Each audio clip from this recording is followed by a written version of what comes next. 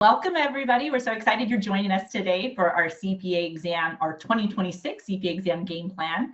We're going to get started here in just a few minutes. Let everybody else join us today.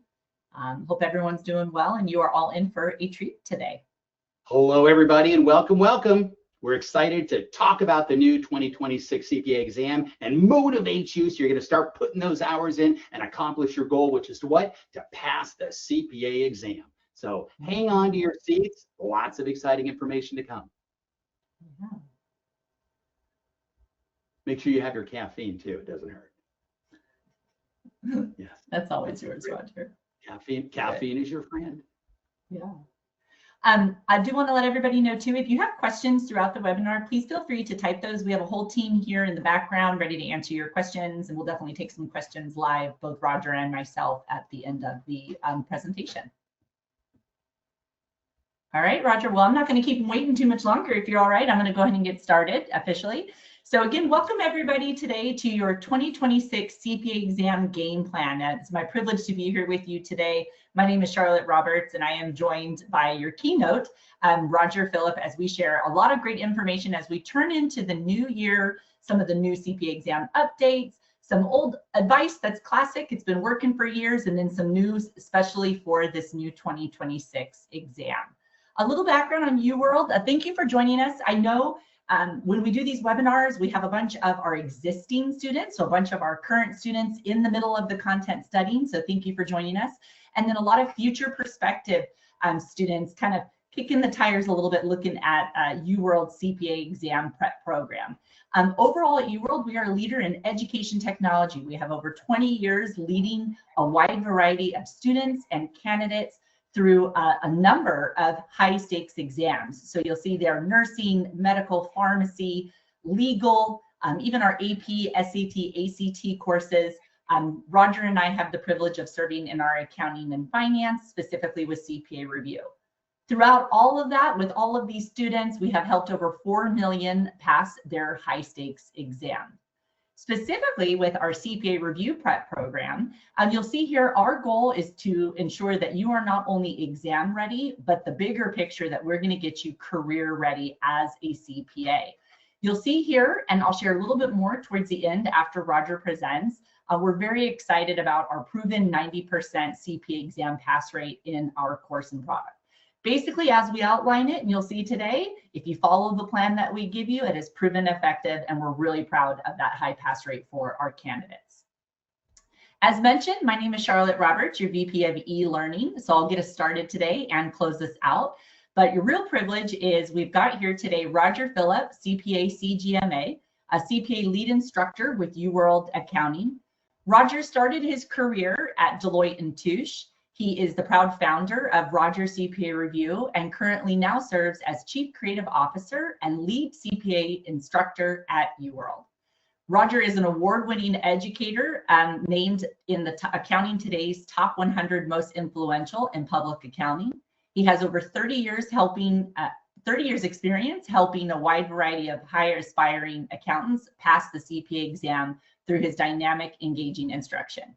So as I mentioned, it is my privilege. I've been friends with Roger for over 20 years. You are all quite in for a treat. So welcome today. And Roger, I'm going to turn it over to you.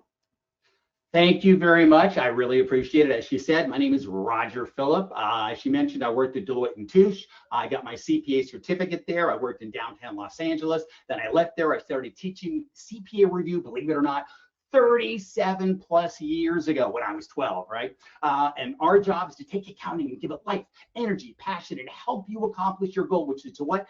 To sit down and one day complete that goal of what? Passing the CPA exam. So we're here today to talk about what is the exam, what's on the exam, how to prepare for the exam, how to apply for the exam. But first of all, what is this thing called the CPA exam? First of all, it is a 16-hour experience. Our job is to make that experience as pleasant as possible. I like to tell students it is not an IQ test. You do not have to be a genius to be a CPA, right? Look around you in the office. Are they all geniuses? I don't think so, but it's a test of discipline. If you study, you will pass. Our job is to focus you on the key information to help you accomplish that goal, which is to pass the exam. Because as I'll talk about later, you are responsible for taking 4 parts of the exam. And those 4 parts, as I said, is 16 hours in total, or 4 hours per exam, which we'll expand on in just a minute.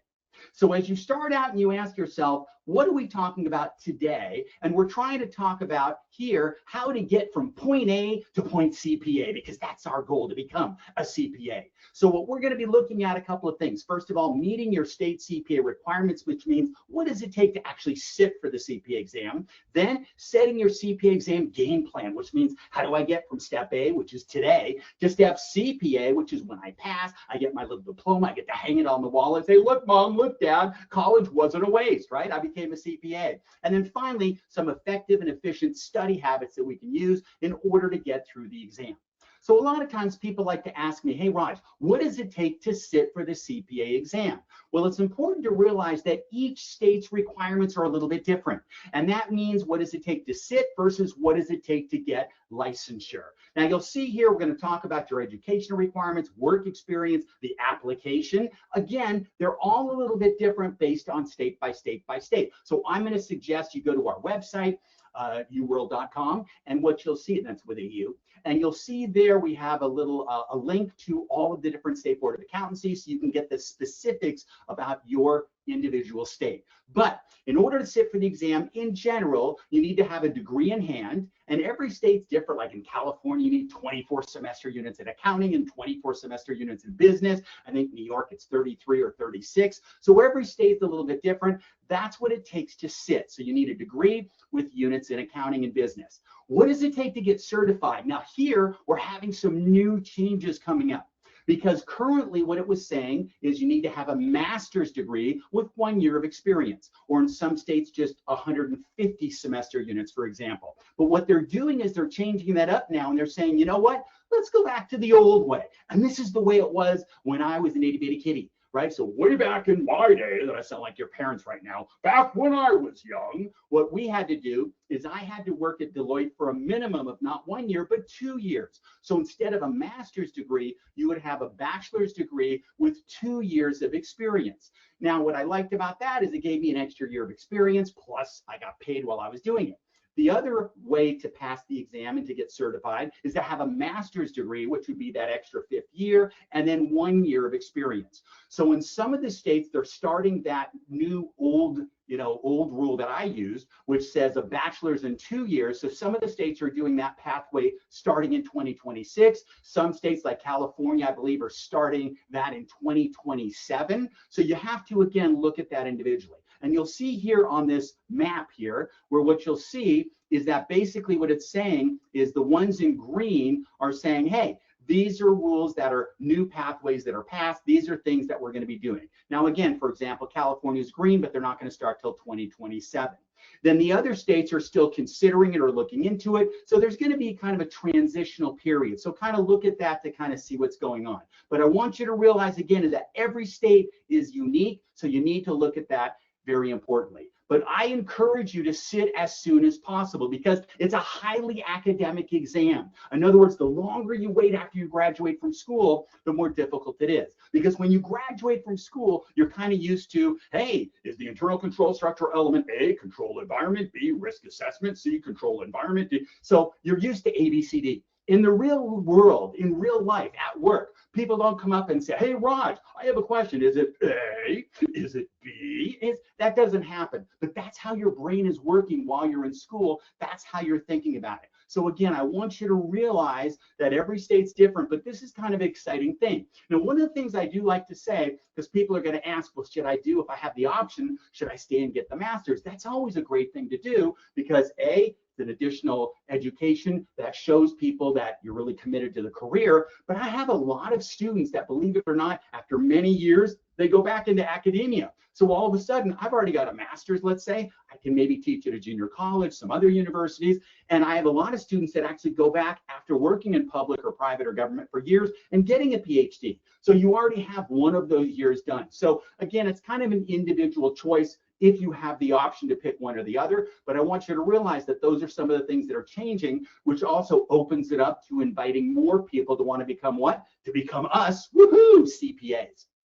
Now, as far as the application, so we're talking about education, what does it take to sit? Work experience, what does it take to get certified? And incidentally, people ask me, well, what about the work I did before or after or during? As long as you're working under the supervision of a licensed active CPA. So that's what you need. Now, for myself, I'm not working in public anymore. I used to, but now I keep my CPA certificate active because I want to call myself a CPA active as opposed to inactive.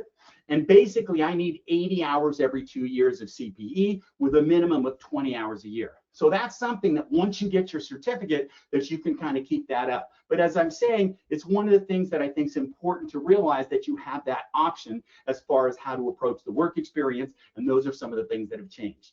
As far as the application process, right? Because now you're sitting here going, Raj, I'm excited. I can't wait to become a CPA. How do I have to get through the exam? What do I have to do? Well, first of all, you need to meet the state requirements. In some states, as I said, degree with 24 units, 36 units, and so on. You need to create an account at the State Board of Accountancy. Then you send in your application. Every state's different. Let's just say roughly $100 for first time. Then you sign up for the parts that you want to sit for within a certain period of time.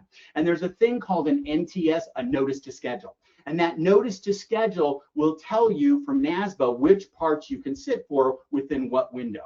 Each part is roughly $200 a part, give or take. So let's say I'm going to sign up for 2 or 3 parts that I'm going to sit for in this window, well, or in this time period, then that would be your notice to schedule.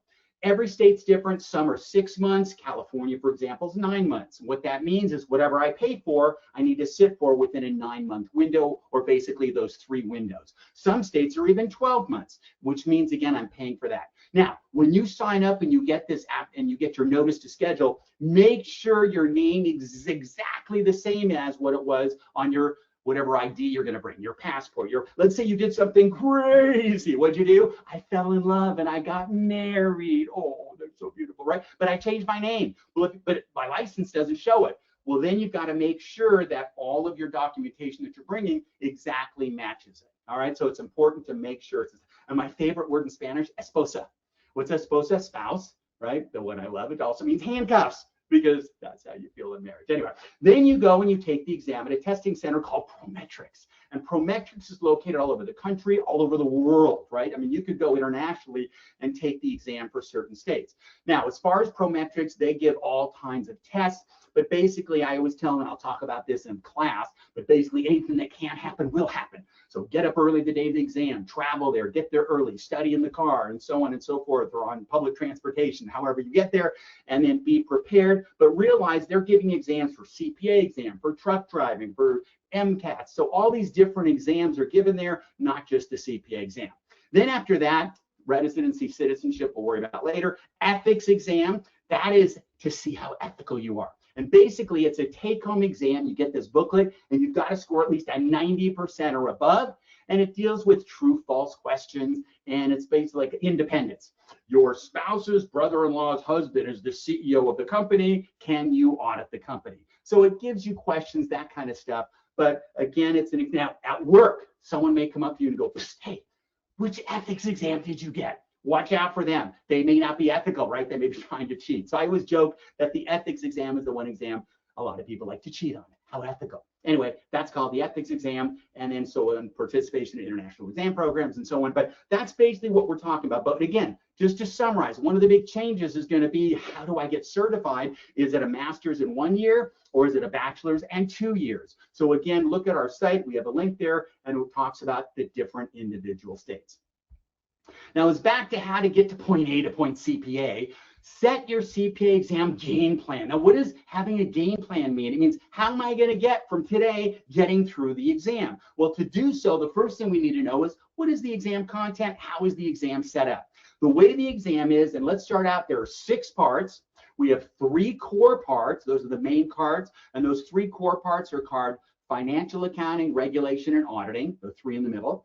Then you've got 3 disciplines. And those 3 disciplines are TCP, ISC, and BAR, which I'll expand on in a minute.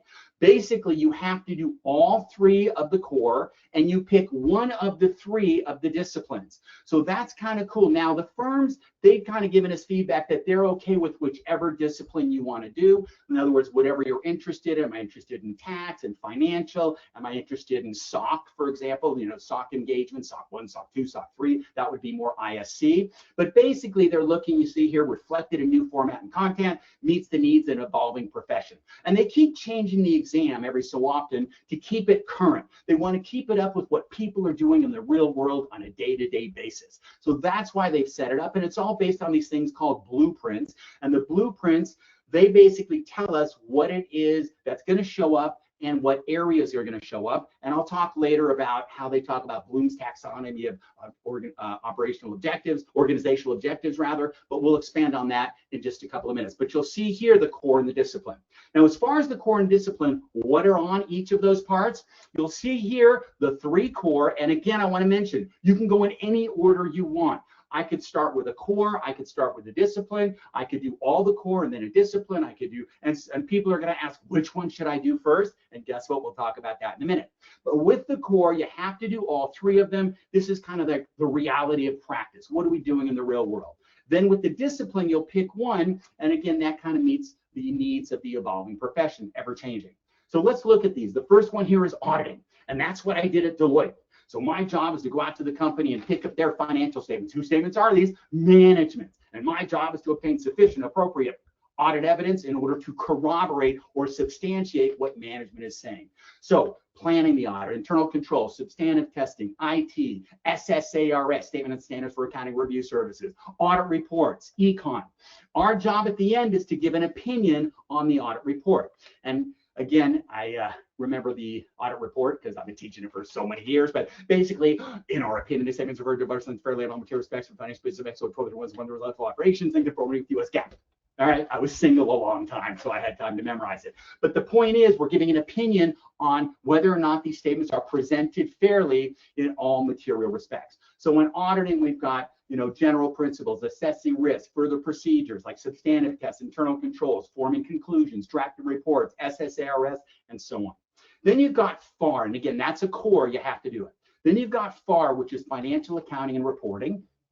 FAR, a long, long way to run. What is FAR? That's going to be things like, and it says financial reporting, balance sheet accounts, select transactions, so revenue recognition, accounts receivable, how do I set them up, percentage of credit sales, aging of AR, inventory, FIFO, LIFO, weighted average, moving average, dollar value LIFO, property, plant, equipment, leases. Now, this is an important distinction because with leases, what do you see in the real world? Being a lessee, right? In other words, you're not leasing something to someone, but you're maybe renting or leasing an asset or a building. So on the FAR exam, that's where they're going to teach you with lessee accounting, whereas lessor accounting is a little bit more difficult, more of like an advanced accounting side of things. That you're going to see in a minute in the discipline for BAR.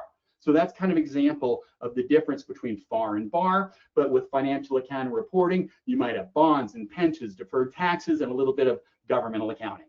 Then we've got regulation, which is taxes and regulation. And with taxes, you've got individual taxes, property, what is the basis of the property, taxation of entities, partnerships, S Corps, C Corps, LLCs. You'll see here federal tax procedures. Business law is also on that exam. When I took the exam back in business law was its own 3.5-hour exam. What they've done is they've taken what they think is the most important and they've incorporated it like contracts, agency, business structures, and they put that on the regulation exam. And then also you've got ethics and professional responsibility. So those are the 3 core. Again, you have to take all 3. You can go in any order you want. Each of those exams is how long did I say?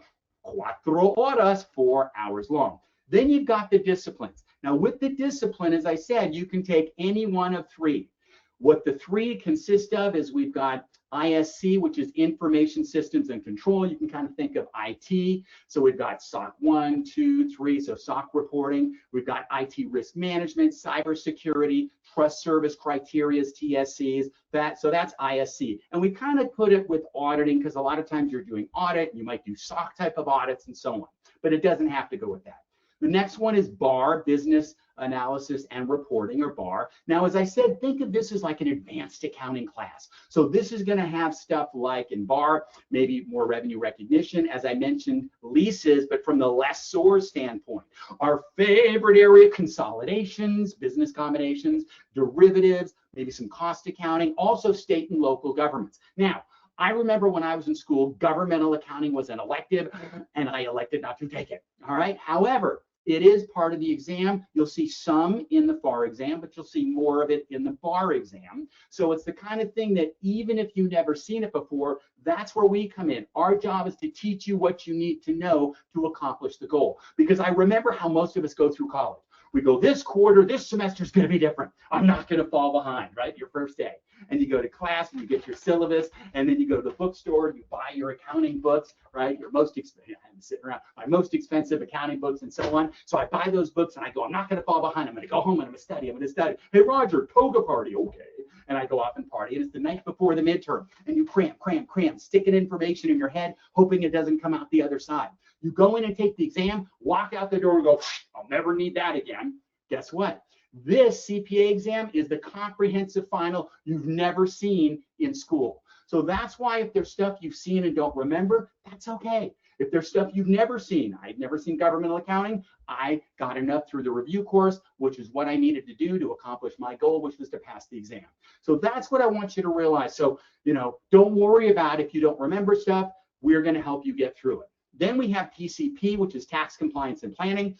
And tax compliance and planning, that's kind of like advanced tax in a sense. You got individuals, entities, formation of S corps, partnership, a lot of property transactions, tax planning, maximizing wealth, which your family would be really happy with.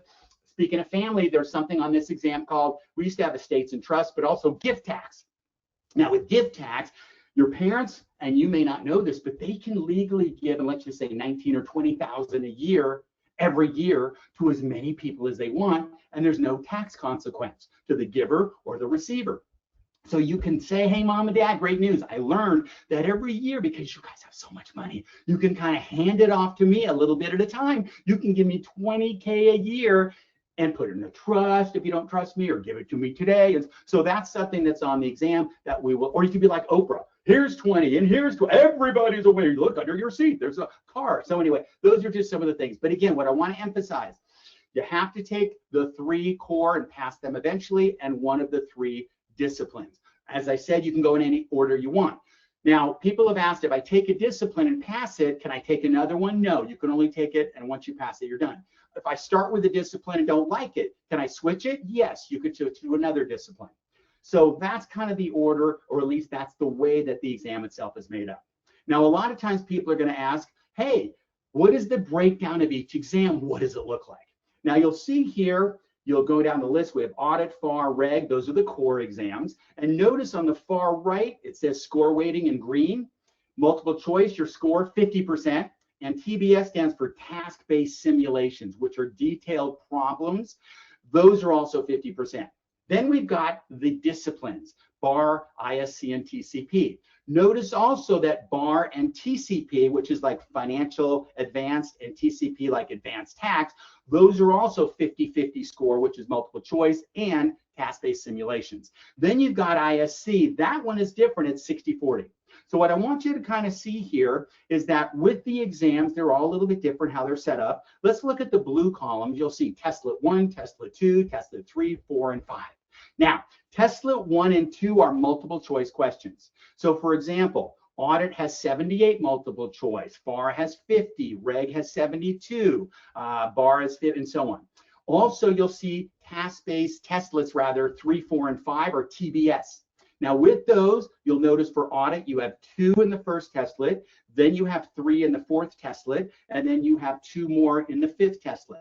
That's a total of 3 plus 2 is 5 plus 2, that's 7. So if you look back at the orange, 78 multiple choice and 7 TBS. So that's the way that exam is set up. Now, as far as timing, as I said, you've got about 4 hours to take the exam. Here's what I suggest. Look at TESTLET 1, TESTLET 2, and then TESTLET 3. Then right there between 3 and 4, that's where I suggest you take a break. Because back in my day, we would have to sit down and take all of these parts. There were 5 parts back in my day. We'd have to take all 5 parts in 3 days. Wednesday, half day, Thursday, all day, Friday, all day. Then you waited 6 months to get your results. And then if you didn't pass, you'd have to go back and take it again. And you've forgotten everything in 6 months. Now you can go in and take a part, study for part, take a part, study for part, take a part, study for part. So you can take one part at a time, prepare for one part at a time, which is great. In my day, we had to do all of them simultaneously, and you had to get at least a 50% on the parts not passed, or you kept nothing. So if you got a 99, 99, 99, 49, guess what? You had to start all over or do what I did, marry wealthy. Okay. Now you just study for part and take a part and study for part and take a part. Now, the thing that I miss about the old days is in the old days, you saw everything at once. I saw how audit flowed into financial accounting and how that affected the audit report, and then how it affected the taxes, and then your M1 reconciliation from book to tax. And you kind of here, you'll see, you get one part out, another part out. And by the time you get to the third part, you start to see the whole picture and go, oh, now it makes sense. So by the time you get to that fourth part, you really see how it's all interrelated. But what I want you to realize again is these are a 4-hour exam. So as I said about the break, Tesla 1, Tesla 2, Tesla 3, that's about 2 hours in, because generally we say about a minute, minute and a half per multiple choice. And then the task-based simulations are longer problems, which Charlotte will show you later on. Those we say maybe 15 to 20 minutes. So that's where I would take a break. You get 15 minutes, get up, go to the bathroom, wash your face, whatever. But you have to get back in line to sit back down at your seat at Prometric. Don't be late, because after 15 minutes, boom, the clock starts running. So you want to make sure you get back in your seat. Then Tesla's 4 and 5, which are about another 5 or 6 TBS, that would be for another 2 hours. So that's kind of, and again, we'll cover this in more detail in class, but I just want to kind of give you an overview of how it's set up, and that's what you'll be doing at where? At Prometric. All right, now the question is, well, Raj, which order should I take the exam in? Now, just so you understand, FAR generally takes the longest to prepare for because there's so much information. So as I'll talk about in a minute, when you pass a part, the clock starts running. And you have about, in most states, 30 months to pass the other 3 parts. Now, 30 months, 2.5 years, sounds like a lot of time. But guess what? It goes by very quickly. So we always say, well, I like to say one of 2 things. Either start with FAR because there's a lot of material and it'll take you a while to prepare for it. And then once you pass, the clock starts running. The other thing is a lot of people lack confidence. Oh, I wasn't a great student. I don't know if I could pass it. My friends failed it. Blah, blah. So let's say you just had a great audit class and you had an amazing audit instructor and it's fresh in your head. Maybe to build some confidence, I'll start with that because I've already got some of it under the wing. I've already got maybe half of it learned, and now I'll learn the rest of it from UWorld accounting classes. So that's what we're going to do as far as preparing. So again, part of it is what's going to build the confidence, what's going to get me through it. So look at things, time constraints, how much time do I have to prepare? FAR usually takes longer than the others. Which discipline am I going to take? Because maybe I want to take a discipline. Maybe if I take FAR, right away I want to take BAR. Maybe if I take audit, I want to do ISC, and so on. What's my career path? I'm going to go into the tax department. Well, you know what? Maybe I want to start with regulation and then do TCP right away. So I've got all this tax knowledge and then I'm starting my job and then I'll study for the other. And then finally, strengths and weaknesses. Where do I feel good? Where do I feel bad? Where do I need more time? That's what I'm going to look into. So that's which order. But then people ask, the next thing is, hey, which discipline should I take and when? And that's what we're looking at here on this next one. So you're saying, okay, which discipline? And the discipline kind of depends on you. And as I said earlier, what's nice, the firms don't seem to care which discipline you take, but I think it's more of an individual choice saying, what is it I want to do? Let's say, for example, I'm going into audit and I love math. Well, you know what? Maybe I want to take FAR and then jump into BAR. So maybe I'll do FAR and then BAR and then reg and then audit, something like that. Let's say I'm struggling with math. I'm not loving it, although, I'm a CPA accountant. But maybe in that case, what I'll do is I'll start with FAR and then maybe instead I'll do ISC as one of my disciplines. Another option is I'm going to go into tax anyway, and I love tax, and I want to become a tax, and maybe go to law school, become a tax lawyer. I have a lot of friends that do that as well. I'm going to take tax, and maybe I'll do TCP as well. That goes with tax. So maybe I'll do FAR and then audit, and then jump into regulation and TCP. So again, there's no right or wrong. It's all very individualized. I would probably not start with the discipline. I would start with a core because a lot of the disciplines such as BAR and TCP kind of come off of that other FAR, and regulation. So again, which discipline, what should I do? Kind of depends on you, your career. If I'm going to be a tax person, I would probably stick with TCP and regulation. If I'm doing auditing, I would probably do audit and either ISC if I'm into SOC type of audits, or I would throw in there the bar as well.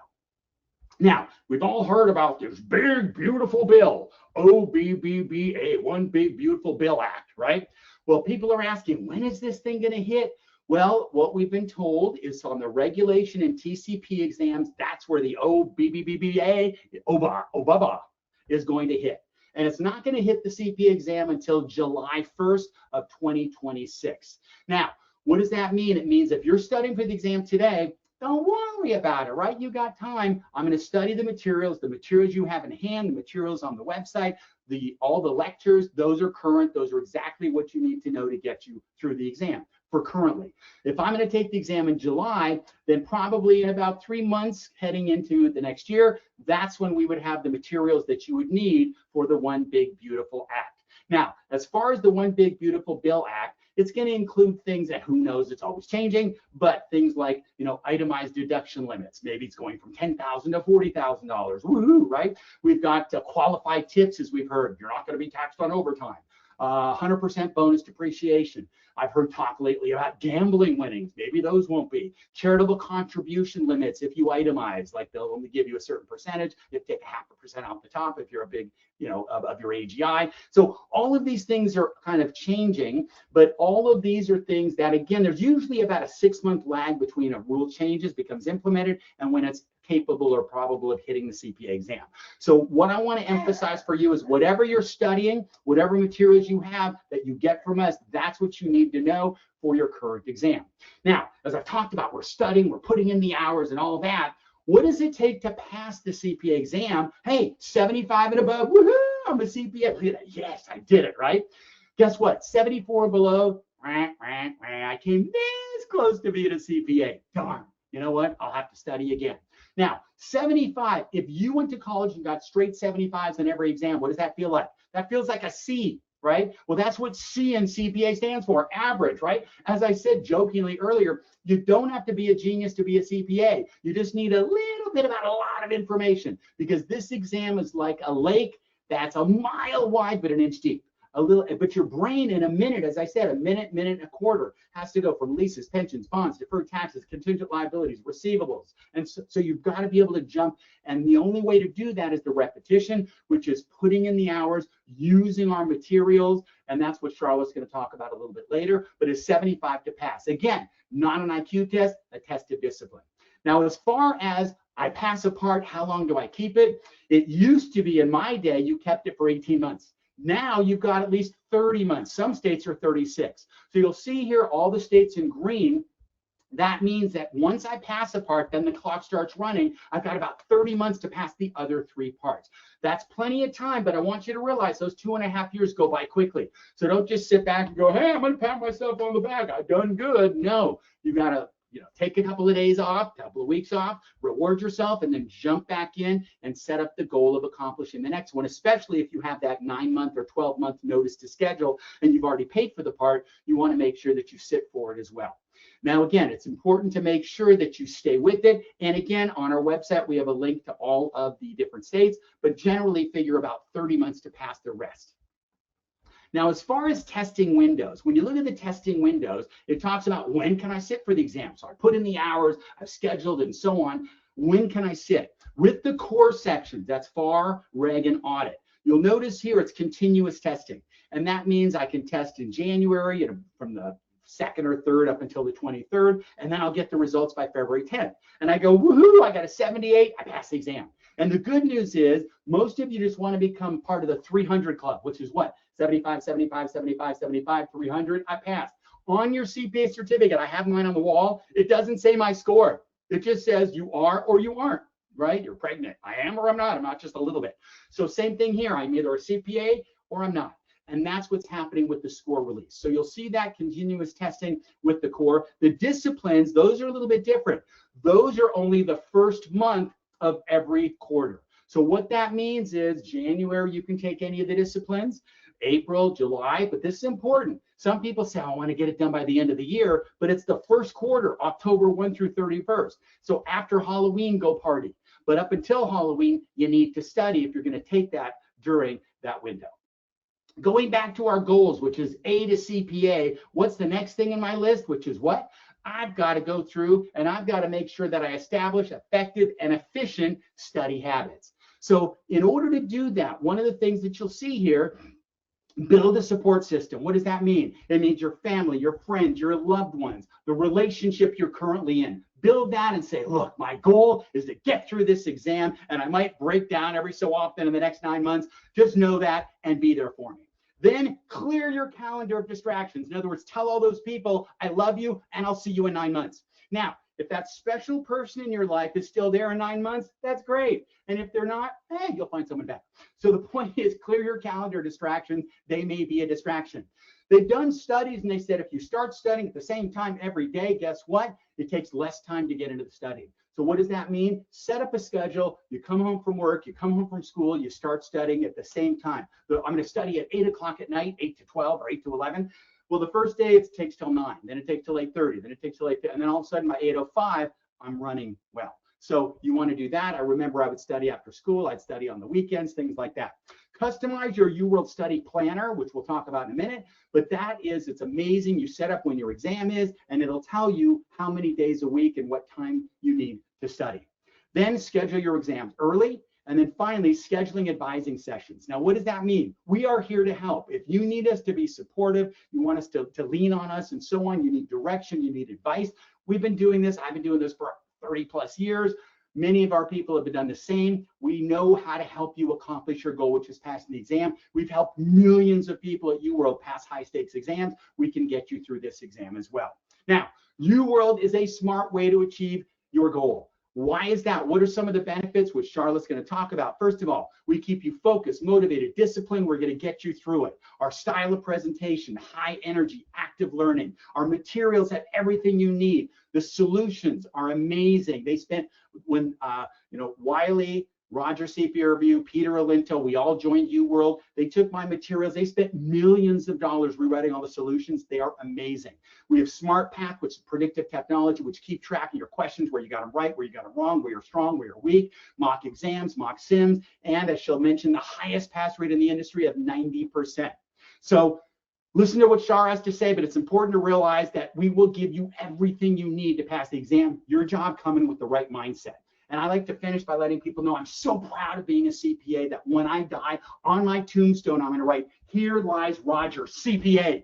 Fully depreciated, right? Because I'm gone. Anyway, thanks, Shar. Back to you.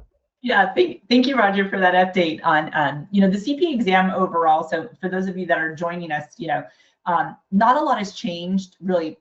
I don't think anything's changed structurally with the CPA exam from one year to the next. The Big Beautiful Bill Act, very important. We're getting a lot of questions about those. So now it's my turn to share a little bit more, and we're going to bring it all home with what Roger was sharing more about the UWorld course. So you'll see here, as mentioned, Roger had noted that all of our study materials are now updated for the 2026 CPA exam. So if you've been kind of holding off, this is going to be a New Year's resolution for you or one early in the year. It's a great time to get started. Everything is fully up and ready. And then in addition, as Roger mentioned, as we get closer to the Big Beautiful Bill Act hitting the CPA exam, we're going to be providing more of those updates too throughout the year. Everything in the UWorld course is mapped to the AICPA blueprints. So what are the AICPA blueprints? Those are the documents provided by the AICPA that let you, the candidate, know exactly what you're going to be tested on and then how you're going to be tested. We take those blueprints and we map every single component of our course, the lecture videos, the questions, the ebook, the print book, everything is mapped to the blueprint so you know exactly what you need to know and why you're studying it for the big day on the CPA exam. An expert team of accounting educators and all practicing have experience as practicing CPAs in public accounting. And then as Roger mentioned, a proven methodology of 90% pass rate. So you'll see here, As Roger also noted, with Wiley Efficient Learning, Roger CPA Review, Peter Olento joining the UWorld team, I do a lot of work out on campuses at the universities, and I often refer to this as UWorld has basically built the Avengers team of CPA Review with the best across the country to put them all into the review course that you will experience. Starting with, of course, yours truly, Roger Philipp, alongside with Peter Olento. Both of them, their combined expertise. I remember when Peter joined our team, everybody was just kind of beside themselves. What are we going to do with these two powerhouses in CPA reviews as the favorites amongst the industry? Roger and Peter are joined by a number of acclaimed academics and folks that have been working within the Big Four, various different careers as CPAs. What is important here is, especially when you think about those discipline sections, we really have the experts that teach those particular topics featured, especially in the discipline sections. And you'll see anyone with blue under their name are also from the academic community. So these are professionals, PhDs, a lot of experience teaching not only accounting subjects, but also CPA exam material. With the CPA exam, as Roger covered, it's a huge test of discipline. We're talking understanding all the content, time management, everything from it's time to apply and pay my fees to effective time management on the big exam day. So it's really important that you plan, you have that game plan and have that attack. So with UWorld, the first step that you're going to take is we're going to make sure that you're exam ready with your time management of your study schedule. With our study planner, this is something that you can sample in our free trial. So if you're kind of curious about what the content looks like, what does the overall package look like, and I'm curious, I want to see what the study planner looks like, I do encourage you to go do our free trial if you have not already. But where do we start with the exam planner? So you start in with UWorld. You say, I'm going to start studying this Saturday. This Saturday, the big day, here we go, kicking off this adventure.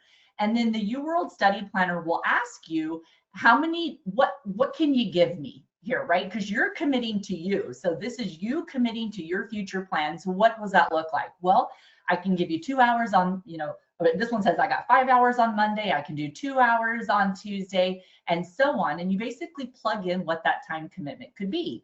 From there, the UWorld study planner will tell you, Charlotte, no can do. With this amount of time that you've got, and what it takes to hit your exam goal, you're going to fall behind and not be able to cover the appropriate amount of material. Or better yet, you put in kind of your dream study schedule and you get the green light and it locks in and says, yep, you're good to go. You've scheduled the right amount of study hours. And from that point on, every day and the amount of hours that you have said you're available, you're going to receive from UWorld the lecture videos, the questions, the book readings. So it's going to be very prescriptive of what you need to do to constantly stay on track.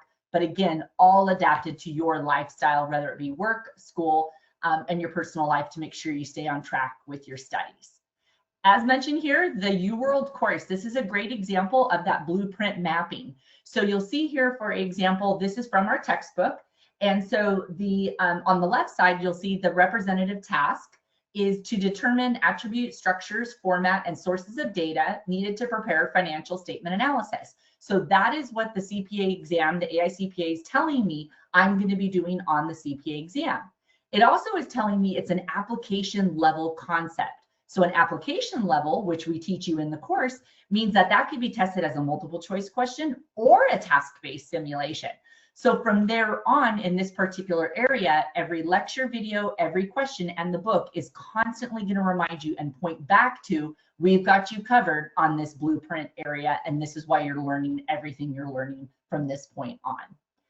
You'll see here, one of our favorite areas is the UWorld question bank. So the UWorld questions, here they stand alone as far as the quality of the content compared to what you'll see from traditional publishers, and I guarantee you from other CPA review providers. So everything is going to be focused on active learning. So you'll see here, as you're going through the questions in this multiple choice example, you're going to choose A, B, C, or D. Immediately as you choose your answer, you're going to get a percentage, and that's going to kind of gut check you right there. It's going to tell you against other UWorlders how many other students or candidates studying are choosing that same answer. So that's a nice temperature check, especially if it's a little bit more difficult. You kind of give yourself a pat on the back, like, yay, this is a more difficult question to get a comparison. Once you see the answer explanation, we're going to start out with illustration. So graph, chart, some sort of imagery. I don't know about all of you, but I think the percentage is pretty high for most, that many of us are visual learners. And so we've incorporated that into our answer explanation. So we're going to start with a nice illustration, helping you understand the answer explanation. From there, a thorough answer explanation, really going into depth active learning. So we don't want to just say, yes, it's correct, but we want to reaffirm why the correct answer is correct, because it's really important that on exam day, you're able to quickly retain and apply the knowledge that you have learned through the system. Furthermore, very important, right below the correct answer explanation, you're going to see why the alternative answers are incorrect. So we do know that with some other review providers, they may say A is correct, B, C, D is wrong. And that's all you get, or B and C and D are wrong because A is the correct answer. Well, listen, if I chose one of the wrong answers, I need to know where I went wrong so that I don't keep applying that same logic moving forward. So just as it's important as it is to give you a thumbs up, here's why you got the right answer correct, we also need to help course correct if you got one of the wrong answers.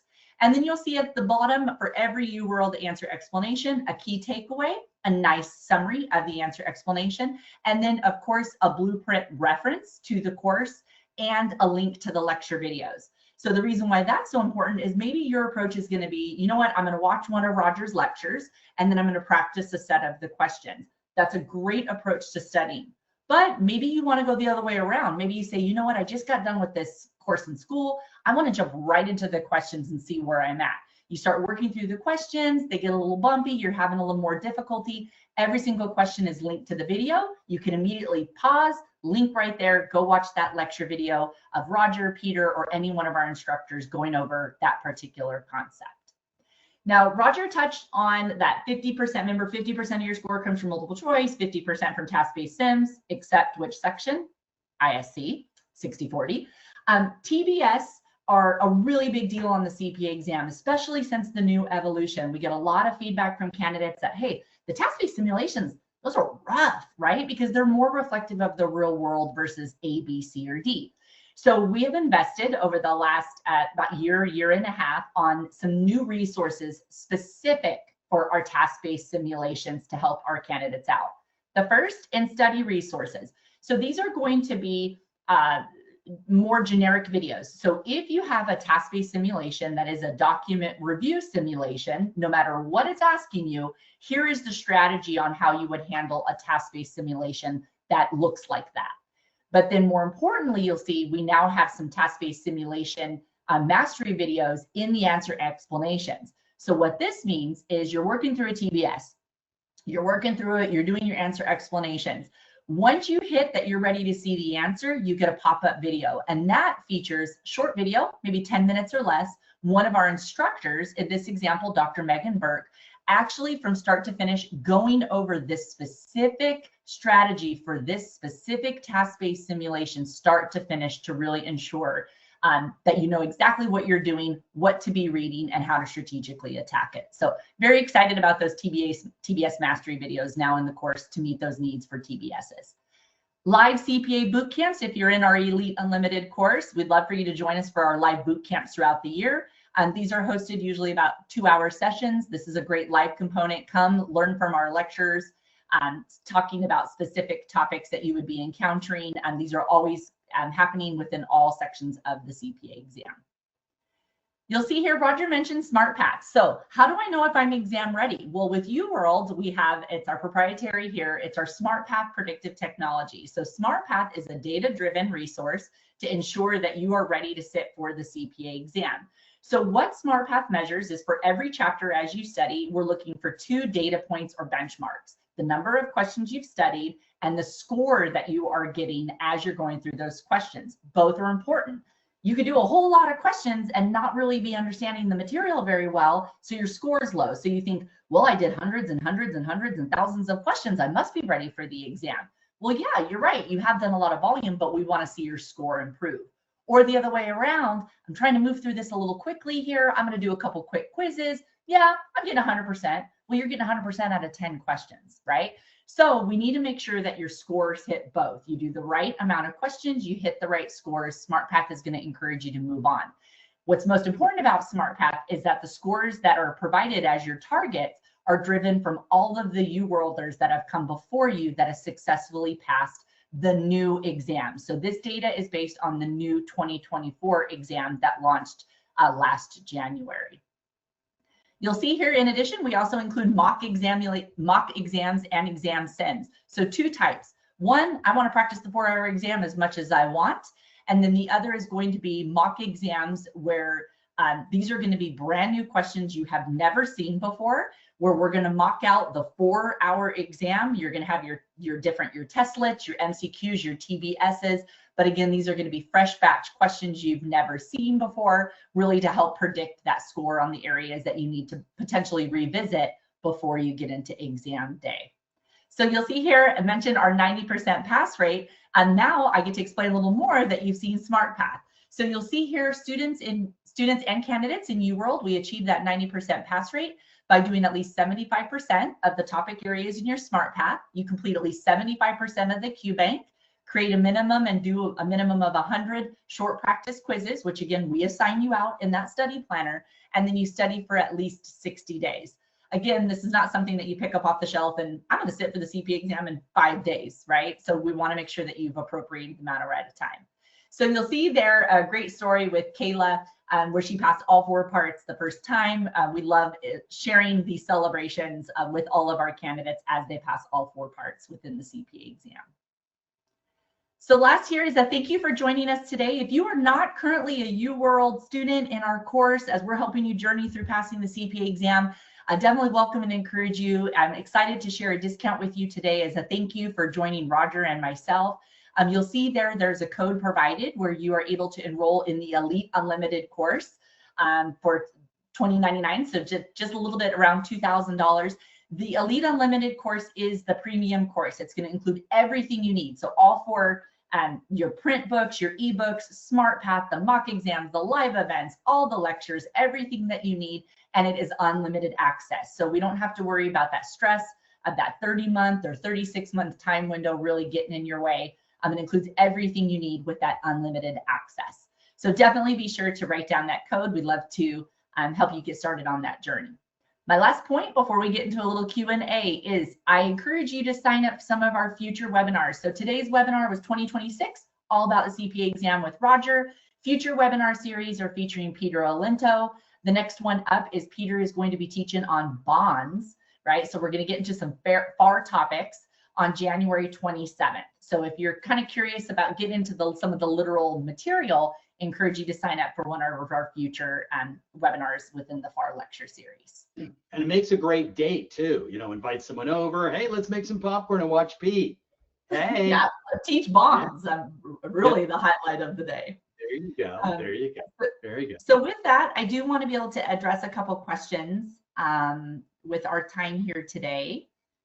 So let me see a few questions. One of the questions that I did see in the thread that I want to address and then also encourage Roger to help out is there were some questions about the discipline. So just to reiterate, with UWorld, when you do purchase the course, we do ask that you select a discipline, but you can change it at a later date and time. If you're curious about which discipline's a right fit for you, I would encourage you to schedule one of the advising sessions with our UWorld team. You can also go try out that free trial. So free trial, you have access to all of them. Take a peek under the hood a little bit of the TCP, ISC, and BAR. See which section is good for you. And then also I do want to address the question came up. When you choose your discipline and you pass your discipline with the exam, that's your discipline, right? You can't go take another one. But it doesn't do anything special for your career. You don't, you're not a CPA, TCP or anything like that. I think there was a question that, will it affect your career and what you can do in your career?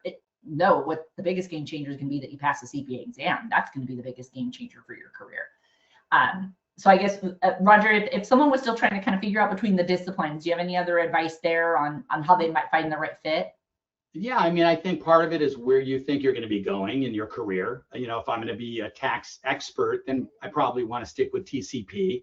But I think it's also, you know, you're all smart enough to pass all 6 of these parts. I mean, in my day, we had to take all of it. We didn't have any choices, and it was 5 parts and 19.5 hours. So you're capable of doing it. But I want to find something that, as I mentioned, about building confidence and keeping you motivated. So, you know, as Shar said, maybe watch a little bit of the first 3 of each of those 3 and see if one of them grabs you, one of them is more exciting for you. Maybe I enjoy socks more than some of the other stuff. So that's kind of what I would say, because again, remembering one of them is kind of like advanced accounting, one's kind of like advanced tax, one of them is more IT SOC related. So it kind of depends on A, my career, and B, the interest. But whatever you don't study, you're still going to see in the real world, and you're going to learn it as well. So again, I wouldn't put too much weight on that. You've got to get through the 3 core anyway, but I would say whichever. And a lot of times, like I said, if you're doing FAR and you enjoyed it, maybe I drift into BAR. I'm doing regulation, maybe I drift into TCP. But again, I would probably suggest you do the discipline after you do the core. Yeah, great advice. Great advice. Another question, Roger, is as we're going into, I know we're going into the new year, and so for many, they might find themselves studying at the same time that they're also working, and maybe in busy season. So would love your advice. One of the questions is, do you have any advice to stay motivated while you're working full time and trying to study? I mean, it's you know, it's a long road. But that's why setting up with our study planner, which helps, where you're looking at how many hours a day, a week, a month I plan on studying, and also just setting it up. Like one of the things I said is studying at the same time each week.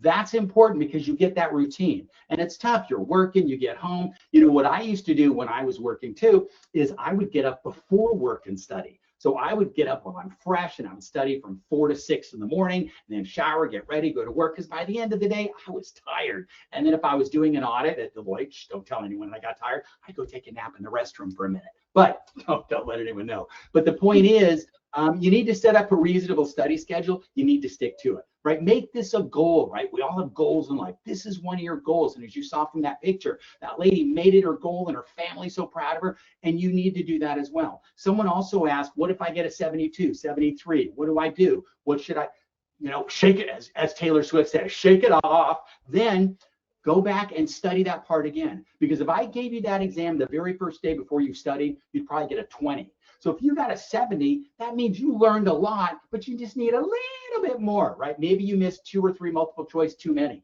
So what does that mean? Shake it off, take a week off, pull out the book, and go back and jump in right away and nail that thing out.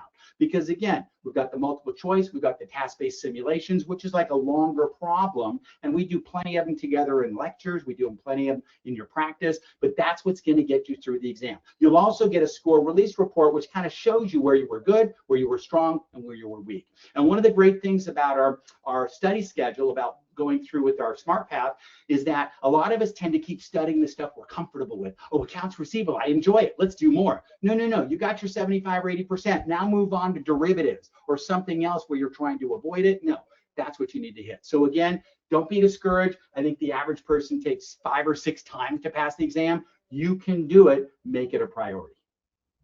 That's your New Year's resolution. There you go. There you go. Great advice. One more, I think we can take one more question. Roger, this is kind of back to the earlier part of your session about the application and the fees and all that. So one of the questions that just came up is, how long after you pay for your notice to schedule? So you submit that payment, you get your notice to schedule. On average, how long does it usually, how long do you have to take until you have to take your exam? Is it usually 6 months, 9 months? Does that vary by state? Yeah, it varies by state. California, for example, your notice to schedule is good for 9 months. So that means once I'm approved, I have 9 months to study for and sit for the parts that I paid for. Now, worst case, I paid for a part, I ran out of time, I lose the $200. But that would be, for example, the notice to schedule means how long you have to book your part and sit for your part. Some states are 12 months, a couple of states are 6 months, but look at that before you pay, because maybe I don't want to pay all $200 a part for 4 parts if I don't plan on sitting in the next 6 to 9 months. So that's your notice to schedule. Again, on our website, look at our website, uworld.com, and you'll see in the CPA accounting division area, you'll see links to the specific state boards depending on where you're located. Okay, one more question I'll sneak in, Roger. Just confirming the One Big Beautiful Bill goes live on the CPA exam July 1st, 2026, correct? Yes. Okay. Yes, it goes on Reg and TCP July 1st, and that's what we're working on, is updating the material that you need to know, probably more like April, May, that you'll have that to study. But again, if you're taking the exam before July 1st, what you have in your course, in your materials, that's what you need, and then we'll have addendums, updates, and new lectures for the parts of the people that are studying for after July 1st. But again, it's not huge on that exam. Don't panic. What you've got is what's going to get you through it. Perfect. Thank you. I know that's kind of the biggest change for next year. So a couple were asking about other changes on other areas. Nothing to worry about unless we're mentioning it. So with that, respecting everybody's time, again, Roger, thank you today. It's always great listening to you talk about the CPA exam with our future candidates and our current customers. My name is Charlotte Roberts. If you have any questions, please feel free to reach out. My email is here.